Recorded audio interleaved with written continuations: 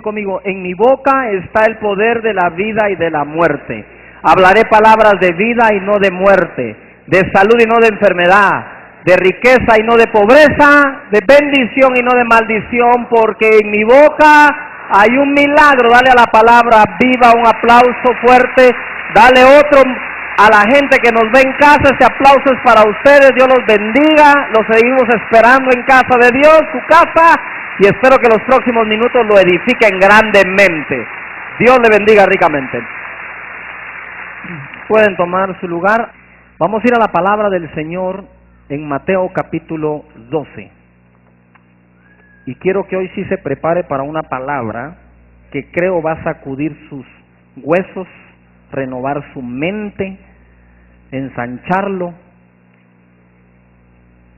Estamos hablando acerca de las 4 cosas que el Señor dejó para que tengamos éxito. A Josué le dijo: solamente así tendrás éxito, con esfuerzo, valentía, meditación y confesión de la palabra de Dios. ¿Estamos de acuerdo en eso? Pueden decir conmigo: valentía, meditación, esfuerzo y confesión. Me introduje hablándoles la última vez diciendo que de la abundancia del corazón habla la boca. Las palabras que salen por nuestra boca realmente no tienen origen en nuestra boca, tienen origen en nuestro corazón. Y de lo que nosotros llenemos nuestro corazón, de eso debería hablar nuestra boca para tener resultados. Eso está en Mateo capítulo 12, verso 34. Pero hoy quiero leerles el contexto en el que está escrito. En el 12:22 dice así: entonces fue traído a él un endemoniado ciego y mudo, y le sanó de tal manera que el ciego y mudo veía y hablaba. Y toda la gente estaba atónita y decía: ¿será este aquel hijo de David? Mas los fariseos al oírlo decían: este no echa fuera los demonios sino por Belcebú, príncipe de los demonios. Sabiendo Jesús los pensamientos, ¿qué sabe Jesús? De ellos les dijo: todo reino dividido contra sí mismo es asolado, y toda ciudad o casa dividida contra sí misma no permanecerá. Digan conmigo: reino, ciudad o casa. O sea, que puede sufrir división un reino, una ciudad o una casa. Y la casa que se divide contra sí mismo termina asolada, es decir, saqueada, sin nadie, sola, y no permanece. 26. Y si Satanás echa fuera a Satanás, contra sí mismo está dividido. ¿Cómo pues permanecerá su reino? Y si yo echo fuera a los demonios por Belcebú, ¿por qué los echan vuestros hijos? Ese es otro reino. Por tanto ellos serán vuestros jueces. Pero si yo por el Espíritu de Dios echo fuera a los demonios, ciertamente ha llegado a vosotros el reino de Dios. 29. Porque ¿cómo puede alguno entrar en la casa del hombre fuerte y saquear, digan todos saquear, sus bienes si primero no le ata, y entonces podrá saquear su casa? El que no es conmigo contra mí es, y el que conmigo no recoge, desparrama. Ojo acá.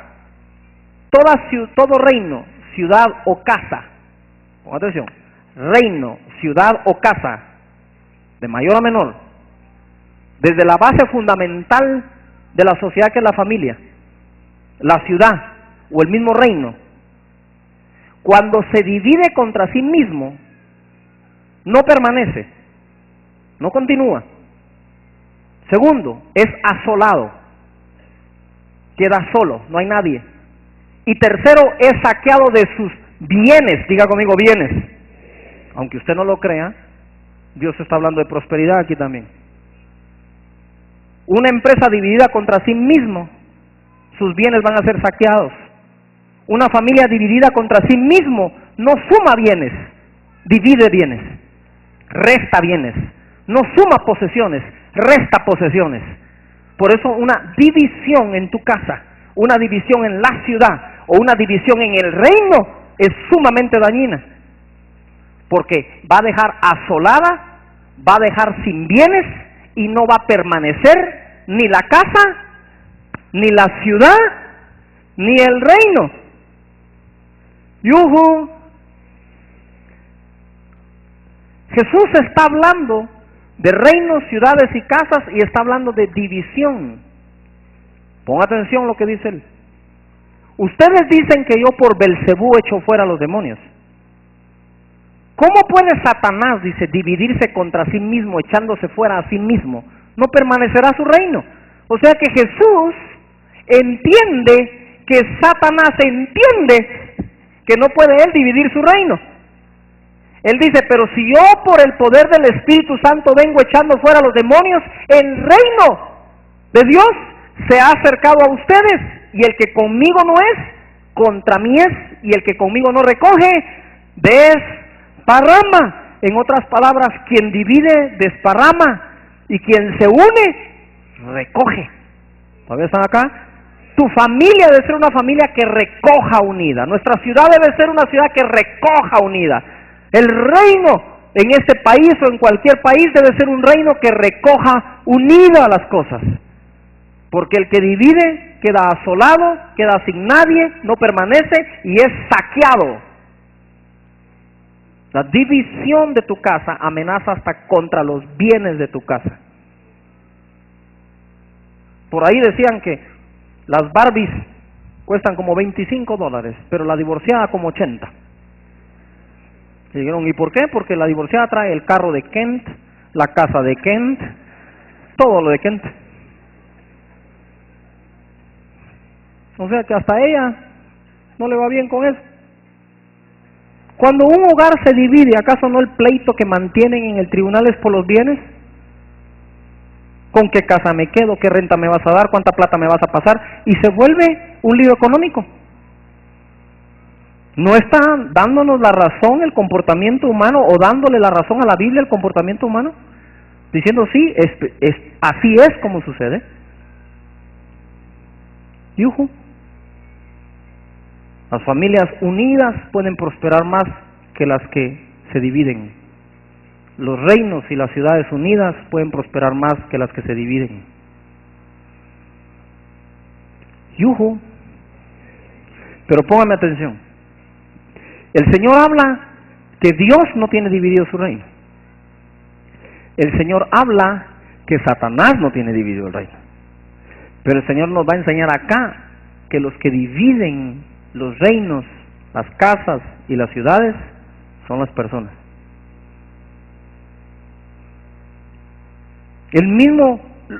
Los fariseos no entendían este concepto, pero sí entendían este otro. Ellos dicen, Jesús echa fuera demonios por el príncipe de los demonios, que es Belcebú. Hasta ellos entendían que un reino tiene autoridades. Hasta ellos entendían de que si Jesús iba a hacer algo, lo iba a hacer por la autoridad de alguien más delegada en él. Pero tenían confundido quién le delegó la autoridad a él. Entonces él lo corrige y dice, no, yo por el Espíritu de Dios es que echo fuera a los demonios. O sea, el concepto que ustedes tienen de que un príncipe de demonios le da autoridad a un demonio es correcto. Pero yo no soy ningún demonio, soy el Hijo de Dios, ungido por el Espíritu Santo, y es por el Espíritu Santo que echo fuera a los demonios. ¿Por qué? Porque es un reino contra otro reino. En otras palabras les dijo, ni el diablo se pone en contra del mismo. ¿Quiénes son las personas que normalmente dividen una familia? Aquellas personas que siempre están en contra de los suyos. El diablo no la tiene contra ningún demonio, la tiene contra nosotros, y nosotros contra ellos, pero no contra nosotros mismos. ¿Cómo puede una ciudad como la nuestra levantarse si nosotros mismos nos dividimos contra nosotros mismos? Los guatemaltecos, los salvadoreños, los hondureños, los costarricenses, los panameños, los colombianos, los venezolanos, en todo el mundo pasa, en Europa pasa. En vez de apoyar a los nuestros, ¿verdad? Entonces, el Señor está enseñando que se puede dividir un reino, se puede dividir una ciudad, se puede dividir una casa, pero póngame toda la atención. La familia estaba dividida. Miren lo que dice Jesús. Si ustedes dicen que yo por Belcebú echo fuera a los demonios, contéstenme esta pregunta. ¿Por quién los están echando sus hijos? Quiere decir que los hijos de los fariseos estaban con Jesús. Y los hijos de los fariseos echaban fuera demonios igual que Jesús. ¿Yujo? Entonces Jesús se las devuelve. Le dicen, si yo por Belcebú echo fuera los demonios, contéstenme, cuéntenme, díganme, ¿por quién sus hijos los están echando? Porque sus hijos se están echando fuera demonios. ¿Por quién? Les dice. Entonces le dice, y sus hijos serán sus jueces. Y cambia la autoridad en ese momento el señor de la casa. ¿Cómo así? Usted puede tener la autoridad en su casa por ser el papá y la mamá de la casa, perfecto. Pero hay otra autoridad que se mantiene porque usted es el guardián de la moral de su casa. Y en ese momento los hijos estaban mejor que los padres. Eran hijos que buscaban al Señor, hijos que servían en la obra con Jesús, hijos que echaban fuera demonios. Y ahora en ese momento el Señor le dice, y los hijos de ustedes serán sus jueces. Cuando uno pierde la moral, porque hay, póngame atención, hay padres ejemplares, pero también esta sociedad está llena de hijos que a pesar de todo lo que los padres han hecho, se han levantado a creerle a Dios, han levantado el estándar de la moral, y el Señor dice, un día los hijos serán tus jueces. ¿Cómo así? Se lo explico con un caso muy pequeño de mi propia vida. Aquí está Carlos Enrique, mi hijo mayor, íbamos caminando un día, estaba pequeño, y yo le dije una grosería a mi esposa, no una vulgaridad, no una mala palabra, nada. Dije una cosa grosera, y mi hijo me jaló de mano y me dijo, papá, así no se habla. En ese momento yo me hinqué para estar a la altura de los ojos de mi hijo y le dije, te quiero pedir perdón.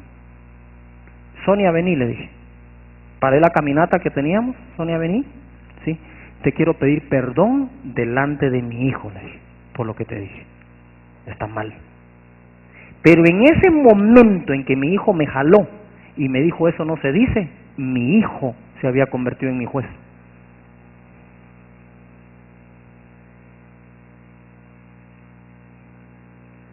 ¿De cuántas cosas tus hijos se pueden convertir en tu juez? ¡Yujú! ¿No me cambie el canal? Deje prendido el televisor ahí. ¿A dónde va? Ahora es que Dios le está hablando.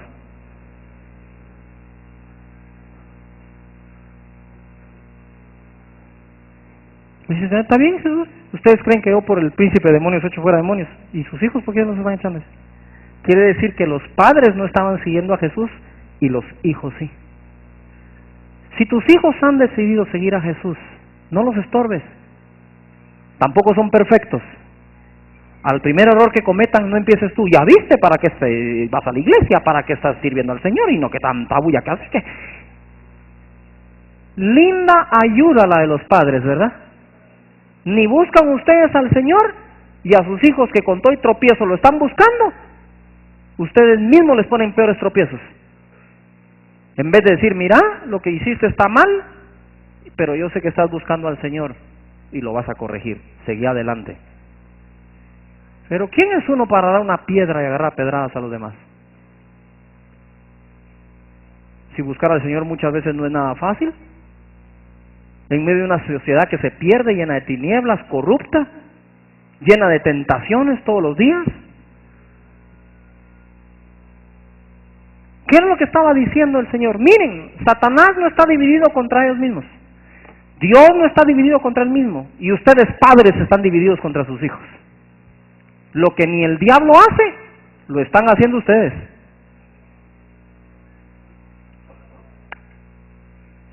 ¡Yujú! ¿Está tremendo o no? Pero déjeme, porque esto es solo la introducción. Ahora es que se pone bueno esto. Versículo 31. ¿Cómo es que se sufre esta división de ciudad, reino y casa? Por tanto, digan todos, por tanto. ¿Es eso una conclusión? ¿Sí o no? Mire cómo concluye. Por tanto os digo, todo pecado y blasfemia será perdonado a los hombres, mas la blasfemia contra el Espíritu Santo no les será perdonada. A cualquiera que dijere alguna palabra contra el Hijo del Hombre, le será perdonado. Pero al que hable contra el Espíritu Santo, no le será perdonado. Ni en este siglo, ni en el venidero. O haced el árbol bueno, y su fruto bueno, o haced el árbol malo, y su fruto malo. Porque por el fruto se conoce el árbol. ¿Qué fruto? El 34. Generación de víboras. ¿Eso no es con ustedes? ¿Cómo podéis hablar lo bueno siendo malos? Porque de la abundancia del corazón habla la boca. ¡Yujú! ¿En qué contexto está hablando de dividir una ciudad, reino o casa?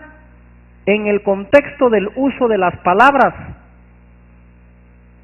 Ya yo les voy a enseñar que Luzbel no fue echado del cielo, sino hasta que se hallaron palabras violentas en su boca. Eso dice el libro de Ezequiel. Hasta que se halló palabra violenta en tu boca, entonces Dios lo echa afuera. Porque por tus palabras serás justificado y por tus palabras serás condenado. Lo condenaron por las palabras que salieron de su boca. Y Jesús está diciendo aquí lo mismo, es lo mismo. El Señor está diciendo acá, miren, los reinos se están dividiendo, pero quiero decirles, esta es la conclusión: cualquier palabra que hablen en contra de los hombres, o el Hijo de Dios, o Dios mismo, les puede ser perdonada, pero las palabras que hablen contra el Espíritu Santo no. ¿Por qué les estaba diciendo eso? Porque estaban llamando Belcebú al Espíritu Santo. ¿Qué es una blasfemia contra el Espíritu Santo? No es el tema, pero te lo voy a definir. Es cuando tú atribuyes una maldad diabólica a Dios. Entonces hay blasfemias, blasfemitas, pseudoblasfemias, como las siguientes. Es que Dios me mandó este cáncer. Eso es una blasfemia. No contra el Espíritu Santo, pero sí contra Dios. Porque usted le está diciendo a Dios malo. Y si Dios te mandó el cáncer, ¿por qué me pides que yo ore para que se te quite? Eso sería ir en contra de Dios. Si Dios te mandó el cáncer y tú crees que Dios te lo mandó, ¿por qué no le pides un tumor más grande? Eso es una blasfemia, porque le estás atribuyendo a Dios una maldad.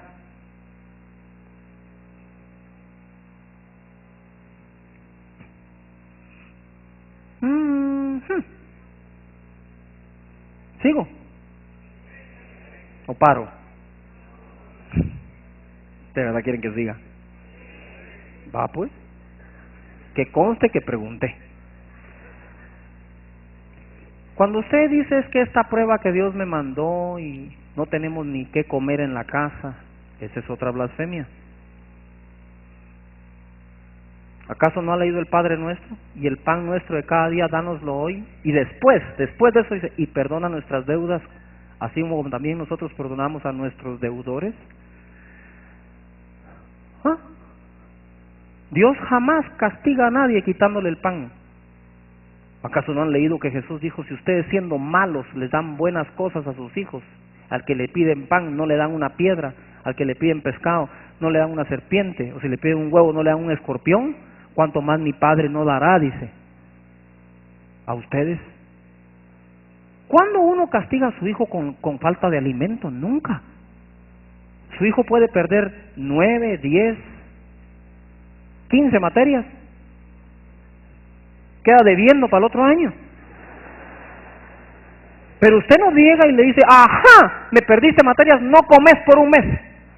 Hasta que hincada me rogues el perdón, te doy de comer otra vez. Yo he visto jóvenes que han perdido 2 y 3 veces el mismo año y cada día están más gordos. Usted no castiga a un hijo quitándole el abrazo o el beso. Cuando mis hijos han pecado, cuando mis hijos han cometido un error, Yo les he castigado, les he quitado cosas, los he disciplinado, pero jamás les he dejado dar un abrazo, un beso y mucho menos de comer. Cuando usted está enojada y dice, pues te vas a tu cuarto y no cenas. ¿Qué es eso?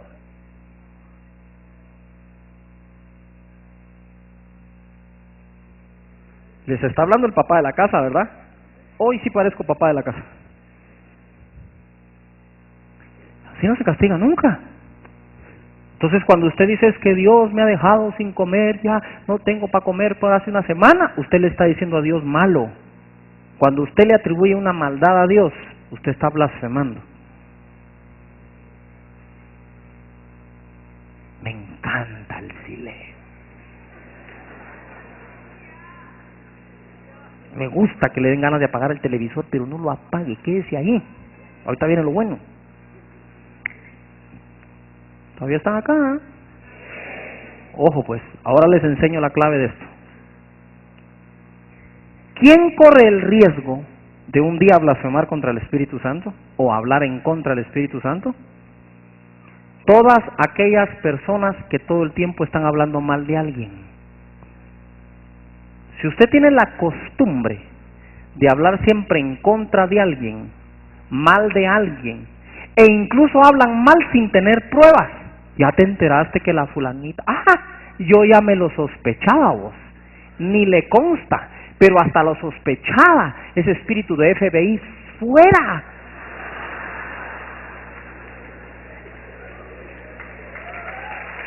¿Qué les pasa?